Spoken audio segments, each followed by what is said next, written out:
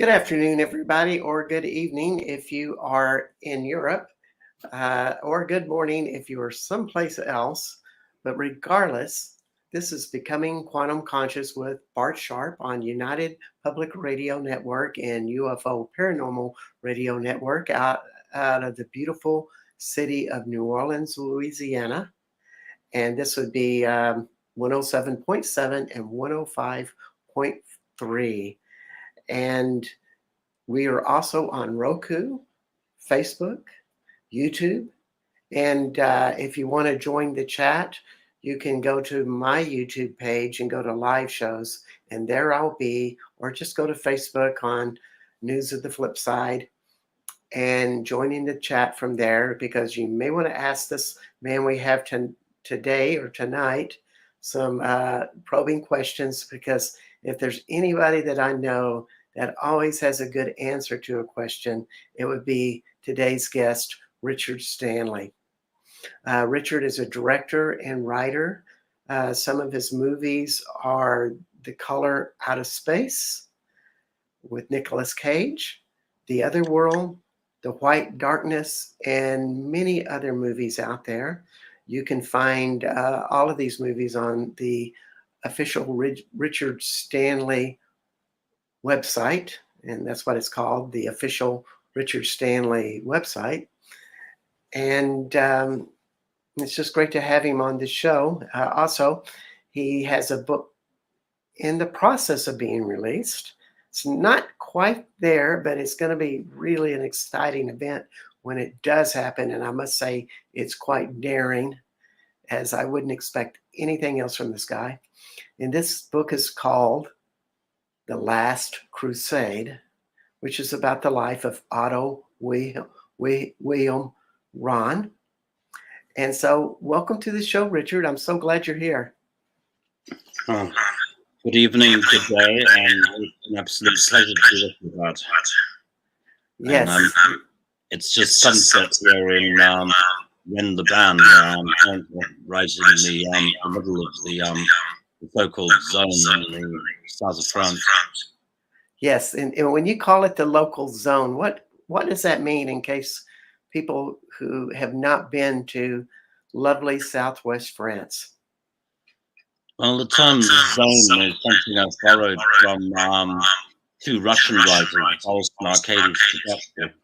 It's ready to define a geographic area where the normal rules of cause and effect and a lot of the basic laws of, I guess, what we take to be physical science seem to be a little out of order, a little irregular. I think it's a geographic area of about 200 square kilometers here in the French Pyrenees, verging on the Spanish border. Yes. And one thing about it is just popping with the divine feminine energy. And literally it feels like it's coming out of the ground and out of the rocks, out of the cracks, out of the altars in the churches. It's incredible. And which goes with our topic today, the white goddess in France. There's a lot of stories about this, and that there's actually been white goddess sightings all throughout history. Some have been misidentified, some have been called various things, and other people have reported that they have seen a luminous figure walking in the night, and it looks more good than something scary. So you've had some experiences of very mystical things happening with you in this area, Richard. You've been living here for what, 20 years? I've in fact been here now for 33 years. Okay. I first came here in the summer of 1990. So like a lot of folk, I came first as a tourist. And we're still shuffling backwards and forwards between the zone and the so-called railroad. my apartment in London. Really, it was only in 2007 after, I guess, what you could call an apparition of the White Lady, this white goddess that we are here this evening to, talk about. But I was motivated to give up my life, give up my apartment, and move full time to the mountain of Montsegur, which is where the phenomena had happened.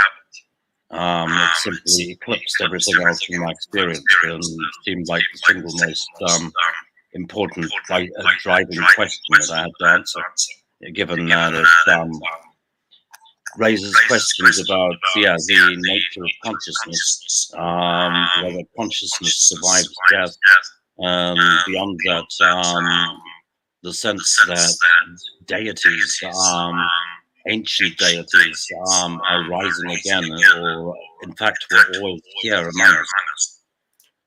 Wow. That's a daring statement that the goddess or deities are coming back and returning. Yeah, this is certainly so. I mean, you know it because you've been here, but there is a force in this land which cannot be quelled, and there is something rising here which I think the forces of repression and Puritanism, and to some extent the Inquisition and the Holy Roman Church have sought to suppress for 7 centuries. It's barely been 100 years since they stopped burning people for witchcraft and heresy.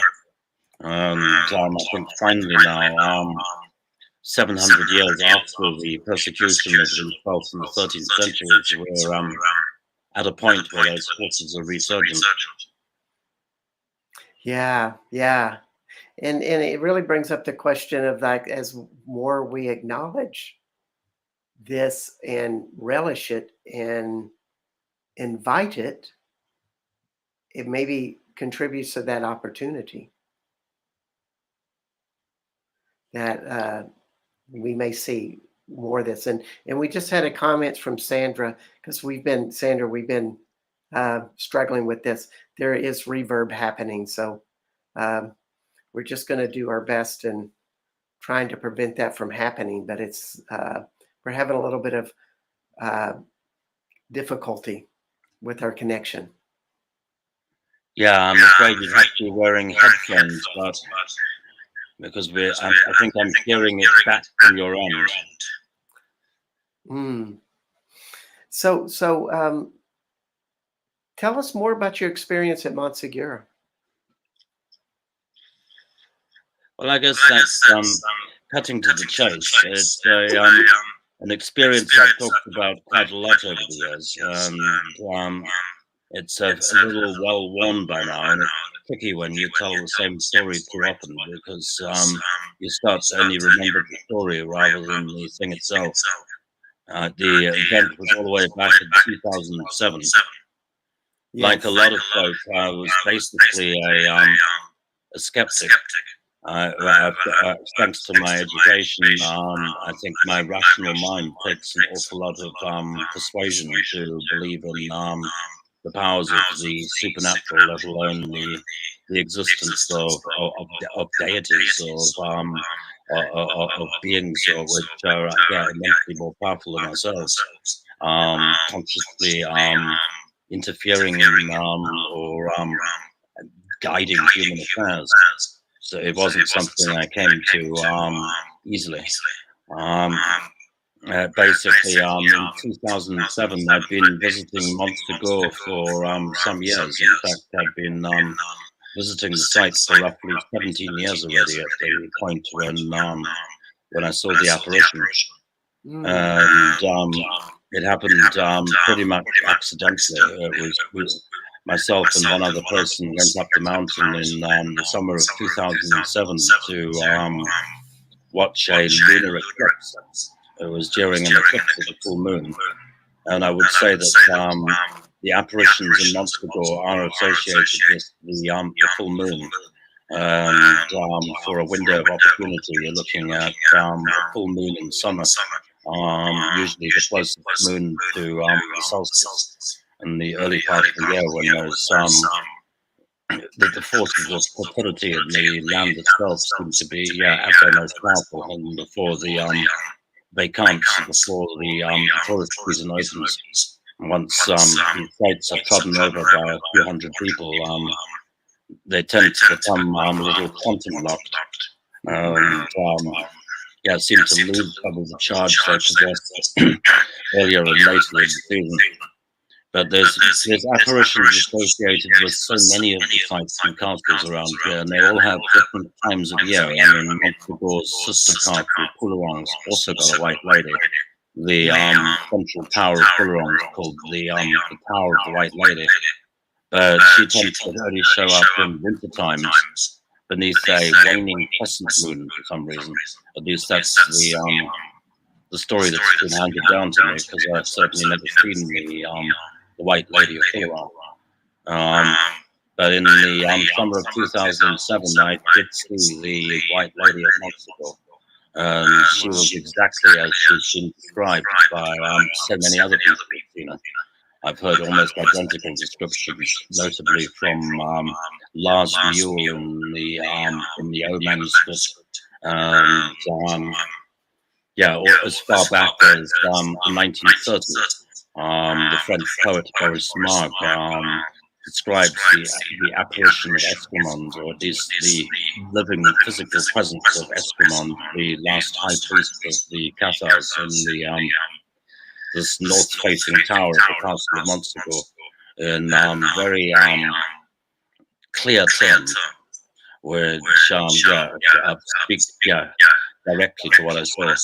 And under the circumstances too, I wasn't alone at the time, and given that we weren't drunk or under the influence, if I'd been on my own, I might have been able to tell myself afterwards that I was suffering from a temporary lack of sanity. But the problem that we essentially saw and experienced the same thing meant we had to either accept that some kind of superhuman consciousness, a deity, a feminine presence really does guard the mountain of Montsegur. A figure identified in fable with the guardian of the Grail, which is really incredibly old. I also think all of us tend to see things through the filter of our own culture and our own time period. That the White Lady, the White Goddess, tends to change her form or change her masks from era to era. I think what we're seeing is something impossible for us to understand, reduced to humanly acceptable terms.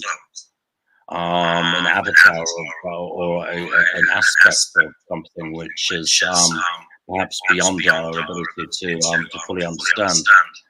The all of the hallmarks of it, the details were very reminiscent of a Marian apparition. I've read and heard plenty of accounts of people who have experienced visitations of the Blessed Virgin Mary, the BVM, and what I saw in the castle of Montsegur ticked many of those boxes. There was, first of all, a sensation of being outside of time, of the wind changing direction, and suddenly the air was warmer, and there was a very sweet, beautiful smell, which was like roses or lilies, maybe with a hint of almonds, like icing on a wedding cake. And this strong, sweet smell, I think, is what's often described by Catholic folks, seeing virgins that knock or lord as the smell of sanctity.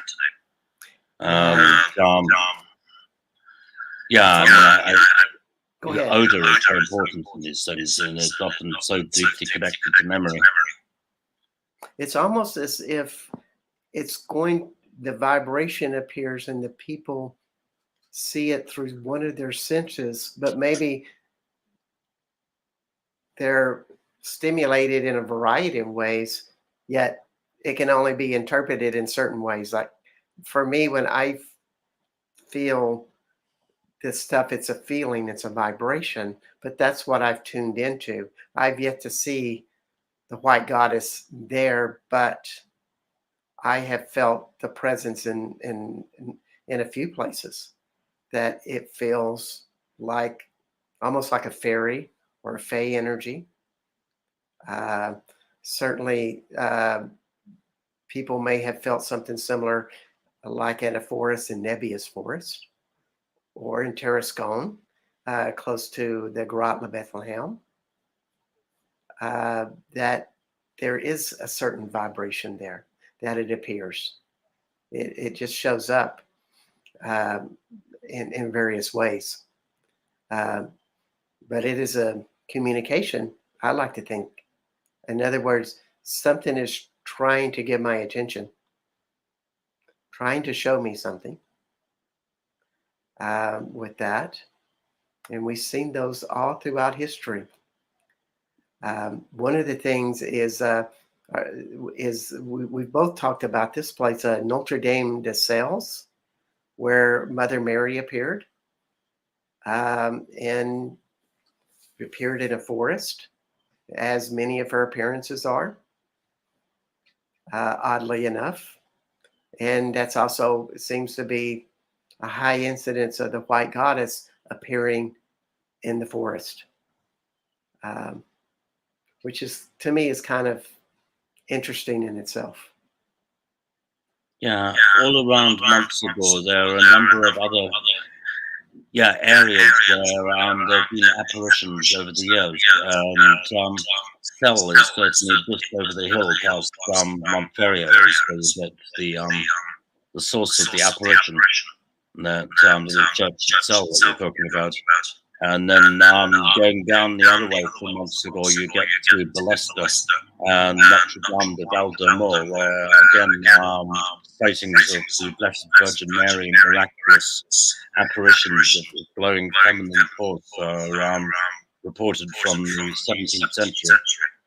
But I really feel that the identification with Mary is a manifestation of this force that we're experiencing now.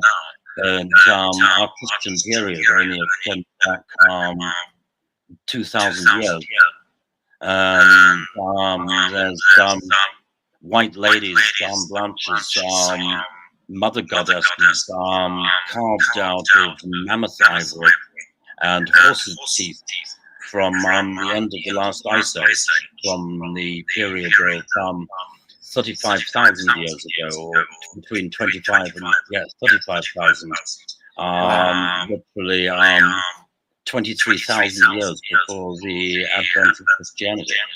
So she's been showing up a long time in different forms. In these ladies that have come out of the caves, and some of them in great numbers, are among the first representations of the human form or the human face in art. The earliest Cro-Magnon attempt to create a human being, and almost unanimously women, almost unanimously. These white fertility goddesses.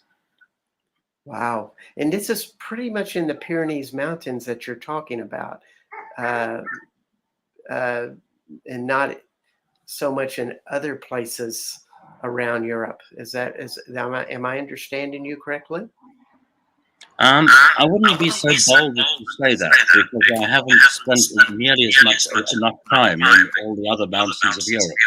They might well be vibrant parallel traditions, but I simply haven't had the good fortune to come across. But there is something here, I think, which is particularly strong, and that's been arguably the reason why this area has been persecuted so heavily in the past. That I sometimes think that the extraordinary rage, horror unleashed on the Languedoc, on Occitania, by the Holy Roman Church in the form of Crusaders, then the Inquisition, and the witch hunts, the war of religion. Is kind of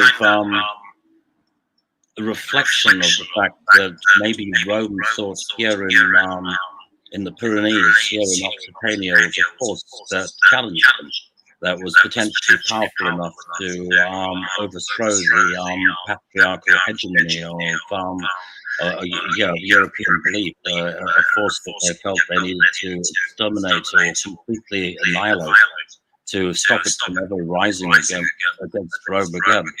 So I suspect it was always strong. The good lady was always a power.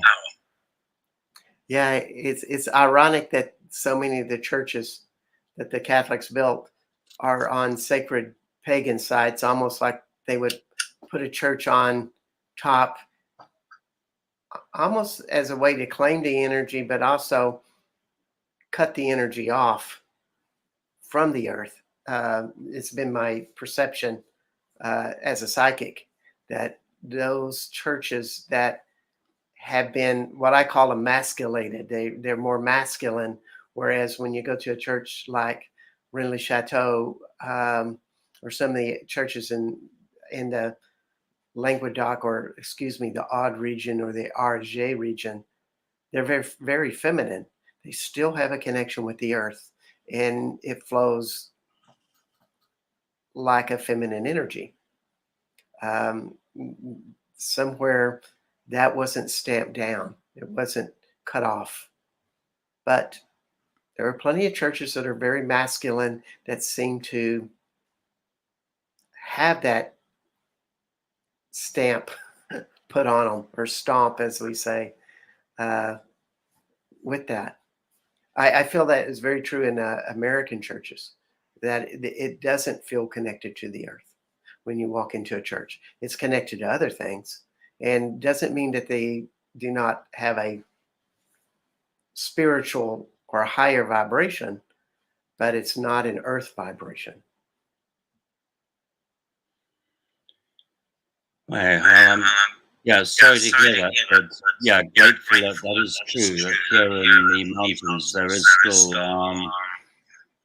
a connection which I think we may have lost in the wider world, just through human development and the way that our civilization has taken us away from the natural rhythms of the land and of the seasons and the cycle of the moon and the stars. And I think all of that's very, very closely connected to what's here. I think this force has always been here, and it's gone underground for a long time. But now it's bubbling back to the surface, and I think uncountable, disguised, and sometimes fantastical forms. So we're seeing a potential resurfacing of the underground stream. Yeah,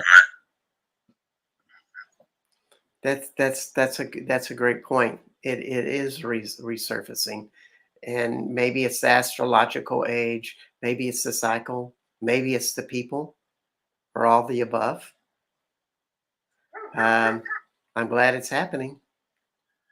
And I think it's also a time when humanity really has to renegotiate its relationship with planet Earth if we're going to survive in the long term. There's a lot of folk out there are having to reappraise the way that they are living.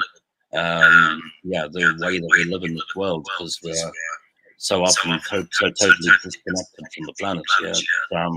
All of our actions are ultimately vital in the decision whether to use single-use plastics to put milk in your coffee.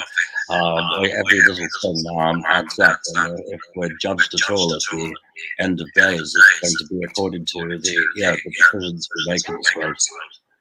And I have to just pray that the light at the top of the mountain, whatever force that represents, will grow stronger just as the laurel turns greener and grows more vibrant. We have a prophecy here that after 7 centuries, the laurel is supposed to turn green again. This was a prophecy made by allegedly the last Cathar adept, Wilhelm Bellybach, in 1321.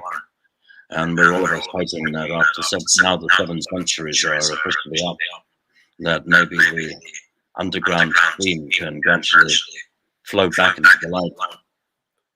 Indeed, that is a wonderful prophecy with that. And as you said, when the laurel comes to bloom, the prophecy is in action, which is actually happening. And those of us who live in the area, or for me, regularly visit and stay as long as I can before visas tell me to go back to the United States. But there was a destruction of the laurel trees by the white butterfly of a Japanese box butterfly. I'm sure you could tell this story better than I could, Richard. Yeah, it was an ecological cataclysm. I can't remember how many years ago now. 4 years ago. Yes. 4 or 5 years ago. Something called the Asian box moth caterpillar managed to get into Occitania and got into the Pyrenees. Allegedly, it arrived from Asia in the roots of palm trees that they planted in the Côte d'Azur. And then in the course of one season, they proliferated out of control, and in a matter of days, ate 3/4 of the tree cover here in the Pyrenees, decimated the box and the laurel, and for a few days, the whole of the Ariège and into the Aude were just clouds of silver moths flying everywhere, and then very shortly after that, they pupated, turned into tiny poisonous worms, which were related to silkworms. So they spun webs and sort of abseiled down to the ground, where they became rivers of billions of poisonous cannibalistic worms that would kill dogs or cats if they ate them, which ate each other and streamed over the land. And it was a proper plague in a biblical sense, the sort of thing that really makes me question how an all-wise, all-kind, all-knowing God could create something that hideous. But yeah, within days, ate 3/4 of the tree cover, left a lot of places impassable. The Pog of Montsegur, it was gutted. All of the whole forest on the one side was eaten out, and it was nothing but cobwebs and poisonous worms for weeks and weeks. And fortunately, they sort of something went wrong with their breeding pattern, or maybe they just ate all the food that they had. But the box moth caterpillar population collapsed within a year or so, and now no longer a problem. We noticed just as 2023, 2021 really, the due date called Cathar prophecies, the laurel would turn green again. That the laurel has indeed been coming back, and the box and the trees. Thanks to a side effect of the climatic issues the world is currently facing. We've had a kind of a greenhouse summer this year. A lot of sun, a lot of rain. It's become practically semi-tropical. The creatures are coming back all over the place. Wonderful. Very, very pleased to find freshwater lobsters in the Blanc River. So yeah, just to be seeing a plethora of rare species reasserting themselves.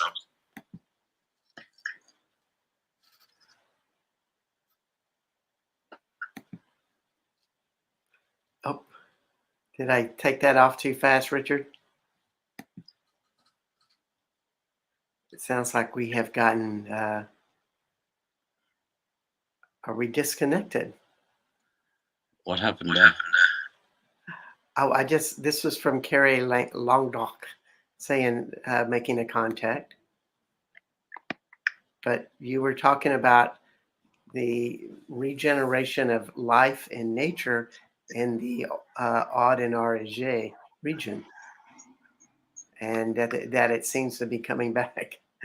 being that in Austin, Texas, we've had something like 15 days of, let's see, let me apply this to centigrade temps, 44 to 46 degree centigrade days. That would be 105 to 107 temperatures.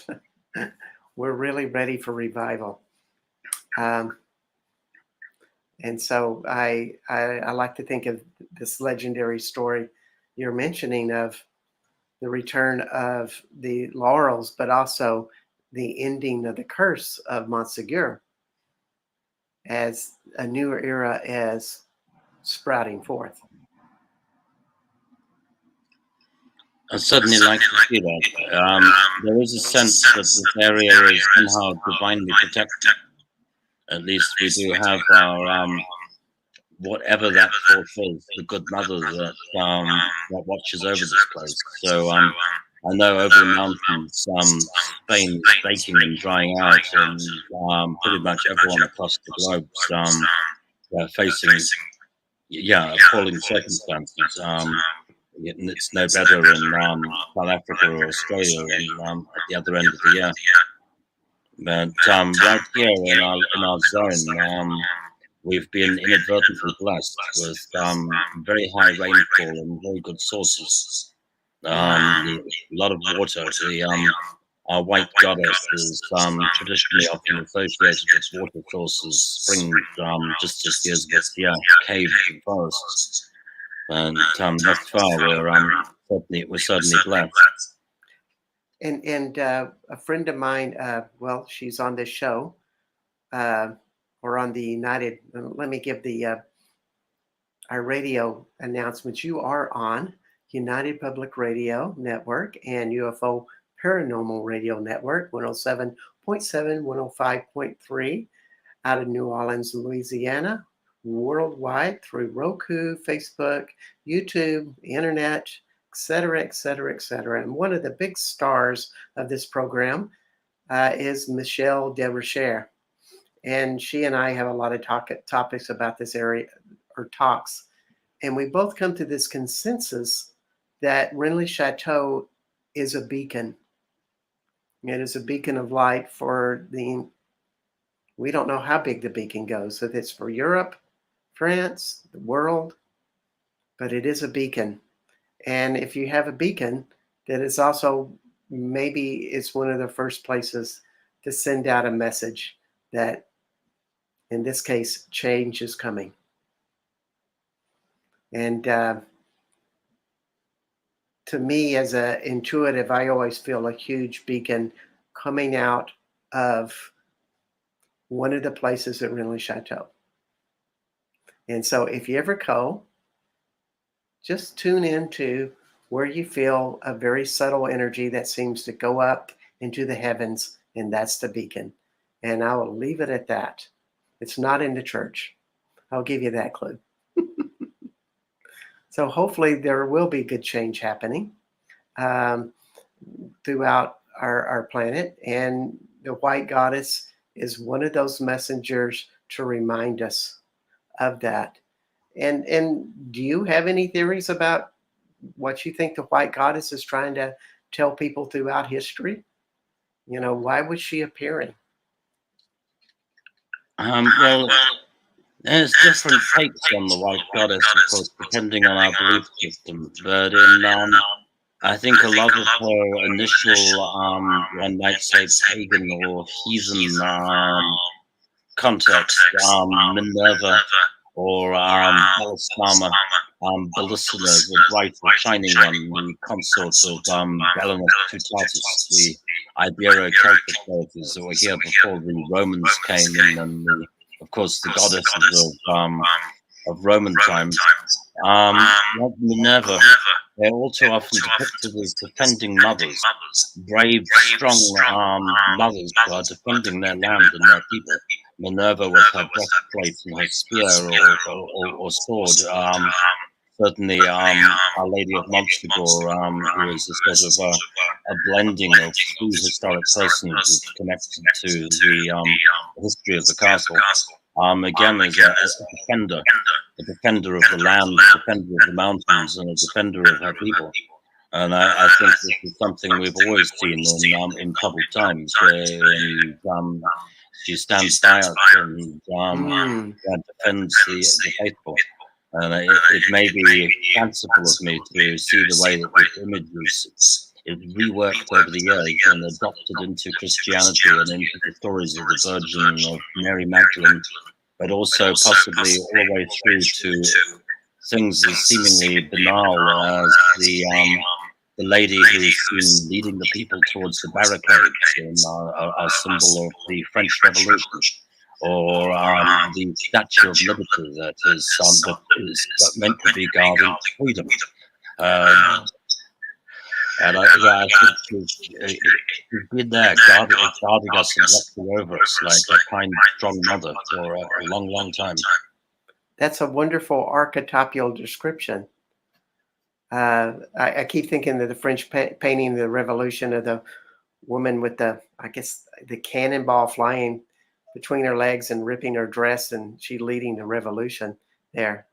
That's right. Yeah, I think it's another iteration of that same fierce mother, fierce warrior goddess, where I can identify with our Apollonean tradition. Yes, and that's a wonderful message, because it's such a mysterious thing. If you're one who travels and is fascinated with this area, you always feel this feminine goddess energy there, and people go, well, it's the path of Mary Magdalene. And yes, there's a lot of truth to that, but I'm always invited and intrigued by the possibility that it's such bigger concepts. And it's hard to grasp anything because most of it is in the unseen world instead of the seen world. So it's really difficult. Just to switch directions a little bit, I had the pleasure of visiting with Richard a bit this summer, and got to see his house, and it's full of projects. It's full of all of these things that he's fascinated with. They're just around the house. This is a guy who doesn't sit around and do nothing. He is a constant, magnificent creator of magnitude. And I guess one of the biggest projects you're doing right now is completing a book called The Last Crusade, about the life of Otto William Rahn. And I just wondered if you could spend a few minutes in sharing about what's that about. Well, segueing into The Last Crusade, the quest for SS Obersturmführer Otto Wilhelm Rahn. Last Crusade concerns what I guess most people will be familiar with as the real life backstory behind the Raiders of the Lost Ark franchise. The issue of whether or not the Third Reich was actively trying to acquire a series of mythical power objects at the onset of World War II, commonly held to include the Ark of the Covenant, the Holy Grail, and the Spear of Longinus, the Spear of Death.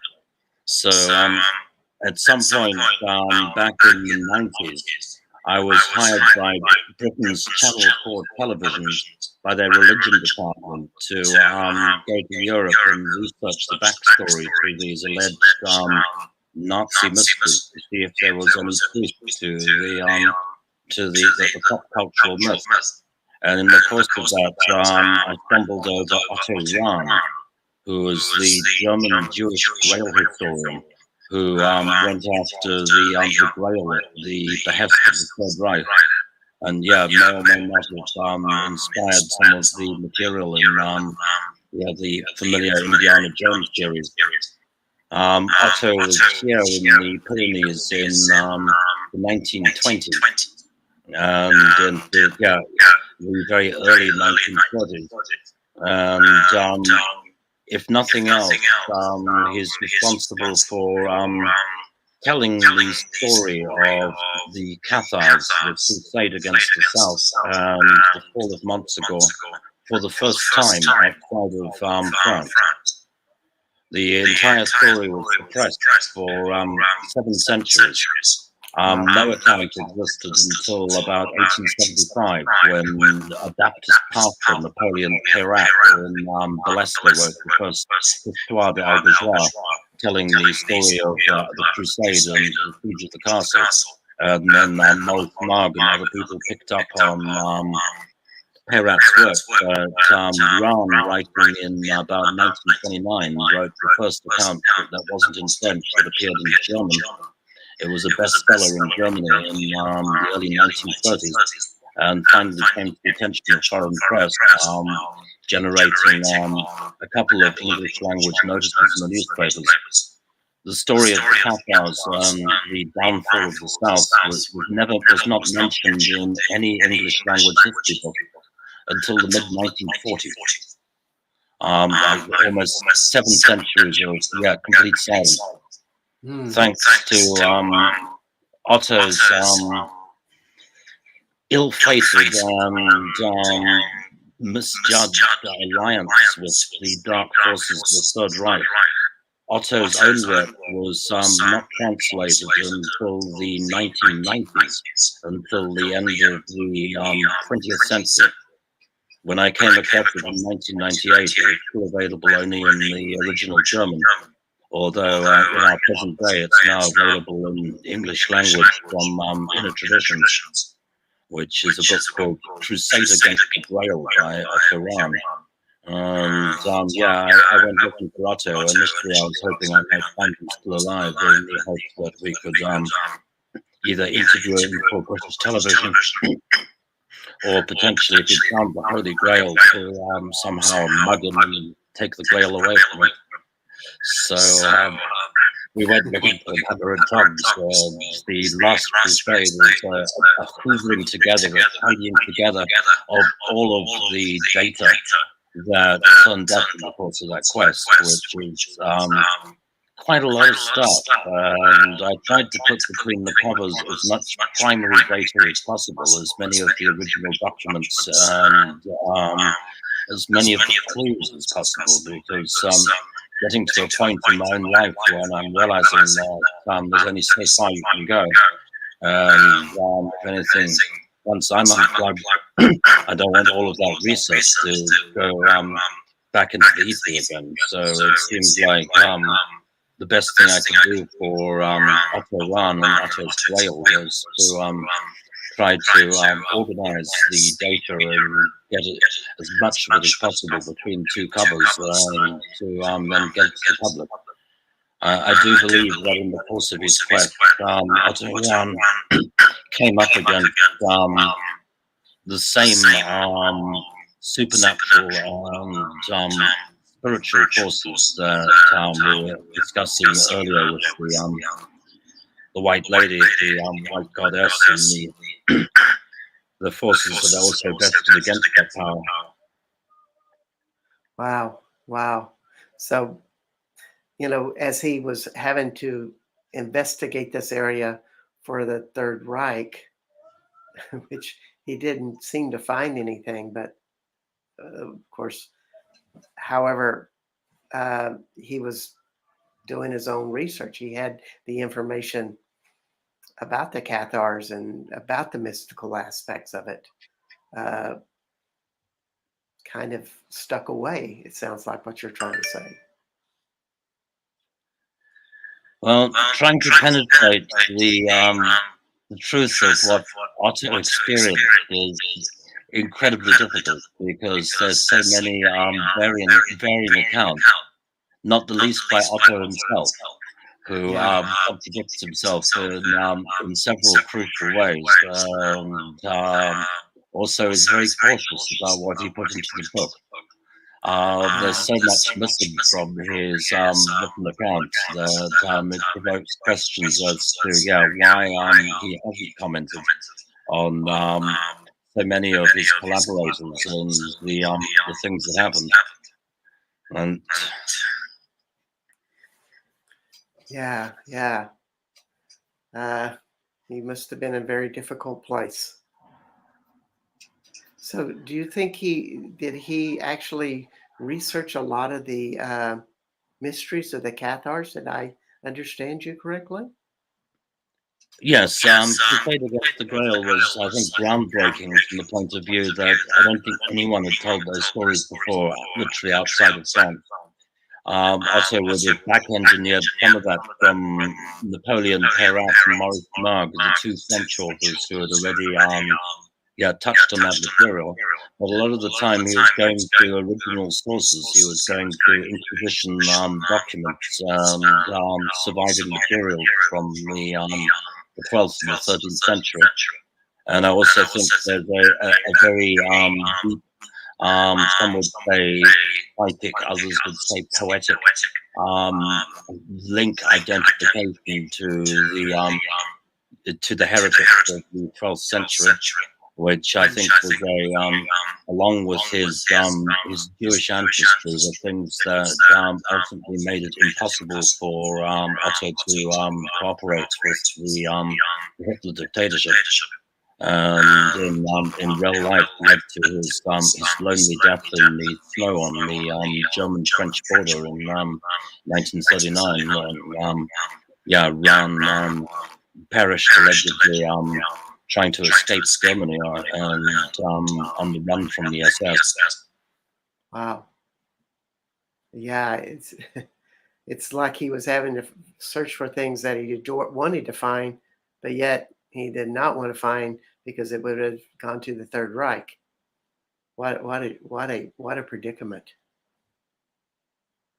And beyond that, it's a very stony path, the way of the Bonhomme, the way of the Cathars.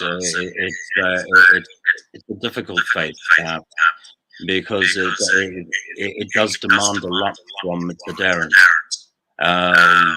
Sometimes it demands that you give up everything. Even giving up everything is not enough. In the case of Otto Rahn and the defenders of Magdeburg, it demanded that they lay down their lives. Sometimes it's a challenging force to serve. And in the course of close identification of these historic figures, we find that sometimes we are propelled closer to the stake and closer to the abyss than we might imagine. For Otto, his initiation path ended in a precipice. At the last, it seems it always demands that you have to make some form of leap of faith. Wow. It's the nature of the trail. Wow. It sounds like it's going to be a great read. I can't wait till it comes out. Yeah, it would have been out already, but we've had a last-minute offer from a larger publishing house. So there's more interest in it, and so now I'm grappling as to whether to self-publish or let the beast out of my hands. One way or another, it's coming. And I think, an essential part of it, because I really wanted to put everything that I knew, between two covers and make it available in some kind of organized, potentially explosive format. Yeah, that sounds wonderful. I can't wait for it to come out. It'll be fun. And you can find a lot of Richard's work on the official richardstanley.com website. He has his movies out, other publications, and also you showed me a wonderful short movie about you and your friend with the Montsegur experience with the White Goddess. It was a wonderful story telling that tale. Where could our listeners find that? Yeah, this is a documentary called The Other World. Other World, one word. and that we're referring to the fairy otherworld. And it should be noted that our white goddess, our white lady, is perhaps one part Virgin Mary, but she's also one part Queen of the Fairies, or she is a creature of fairyland as much as anything else. As a creature of fairy, is often viewed with mistrust by Christians and villagers over the years. In some versions of the story, the white lady will lure you to your doom and warn you not to consort with the fairies. There's a grey area between she inhabits this slightly grey area between sanctity and damnation. It's so true. When you're talking about fairies or the white goddess or some of the mysteries here, there is an unknown area about it, but yet somewhere deep inside of you, you know it's true. Particularly if you come, particularly if you experience and something opens inside of you. To me, it feels more true than reading the daily news. So, Richard, like myself, are very fascinated with these areas. We just have about 3 more minutes. In closing, is there anything else you would like to share that you feel like could enrich the audience, whether it be about your upcoming book or White Goddess or another project that's up in the making? Well, keep watching the airwaves for The Last Crusade, because I do hope that will be with us by autumn. But beyond that, The Otherworld, aka L'Autrement en français, is the story of the initial apparition of Dame Blanche that we witnessed at Montreal in 2007, and you can probably find that on Amazon.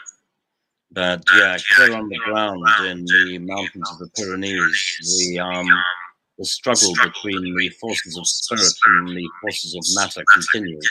But I really feel that the forces of spirit are slowly but surely gaining the upper hand, and those new green leaves are coming back.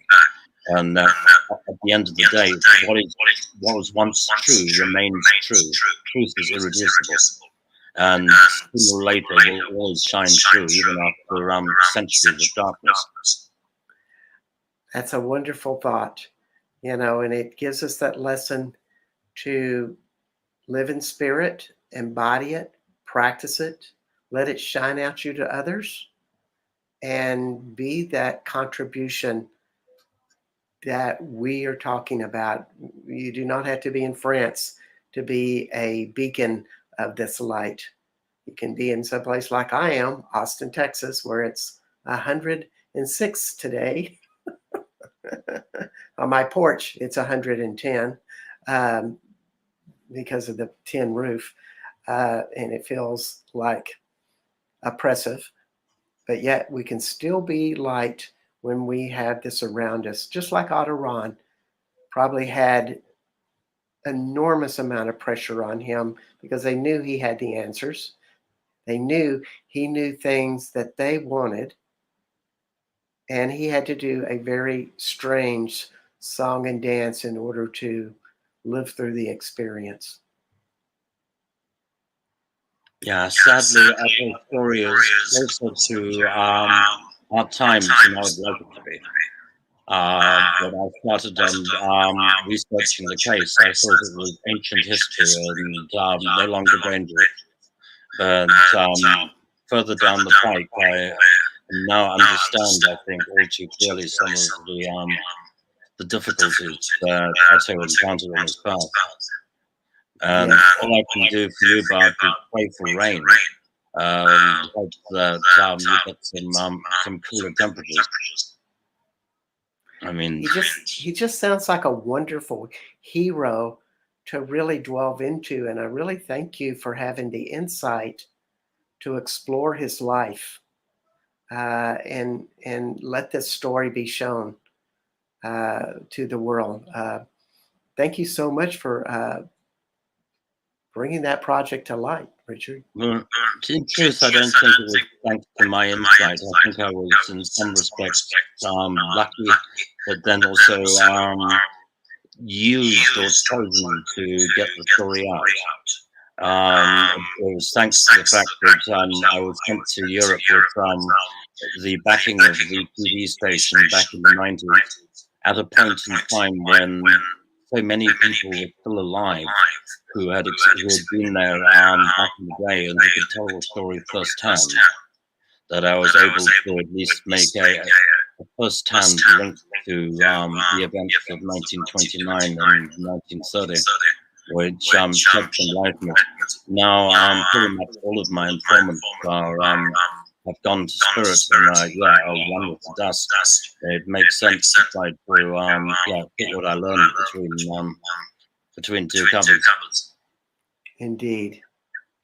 Well, I really wanted to thank you for being on the show today and discussing your rich life of so many experiences. I don't know how you put so much information out there to the world and do so many things. It's just incredible. So thank you so much, Richard, for being on the show. Mercy, thank you, Bart. It was, of course, just the tip of an iceberg, as you well know. Oh, as I well know. Yeah, an hour conversation with Richard turns out into 4 very easily. You just have such a rich, so much to share. And so thanks for being here. And this is the United Public Radio Network and UFO Paranormal Radio Network on Roku, YouTube, Facebook, and other platforms all around the world. And next week, we will be back with Linda Galvan talking about the healing powers of this magnificent book that's been around for about 12 years called The Gene Keys by Richard Rudd. And we will be discussing the transformative abilities of this amazing text that is changing the world throughout countries all over the world. So please join us then, and we will see you next week. Bye for now. Merci. Thank you.